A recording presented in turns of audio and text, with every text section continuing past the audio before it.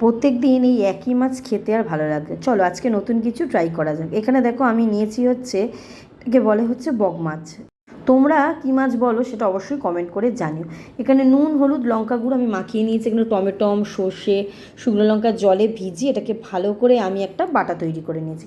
কড়াইতে সর্ষের তেল দিয়ে মাছগুলোকে দিয়ে একে একে আমি ভালো করে এপিট ওপিট করে ভেজে তুলে রাখবো। এবার আমি মশলাটাকে রেডি করে নেবো। দেখো প্রথমে যেটা করেছি সেটা হচ্ছে, দেখো জলের মধ্যে আদা বাটাটাকে ভালো করে গুলিয়ে ওই জলের মধ্যে দিয়ে দিলাম একটু হলুদের গুঁড়ো, ব্যাস এটাকে দিয়ে তেলের মধ্যে দিয়ে দিলাম, ব্যাস। আর এখানে যে বাটাটা তৈরি করেছিলাম সেটাকেও দিয়ে দিলাম। কেন কি সর্ষে আছে, বেশি কষানো যাবে না। স্বাদ মতো নুন আর চিনি দিয়ে একটু নর্মাল আঁচে, মানে একটু মিডিয়াম আঁচেই কিন্তু আমি এটাকে হালকা করে কষিয়ে নিয়েছি। তারপর জল দিয়ে মাছগুলোকে দিয়ে ভালো করে নাড়াচাড়া করে একটুখানি জল কিন্তু কমে এলেই নামানোর আগে সর্ষের তেল আর ধনেপাতা ছড়িয়ে দিলেই কিন্তু এই বক মাছের ঝাল কিন্তু একদম রেডি। কেমন লাগলো অবশ্যই জানিও।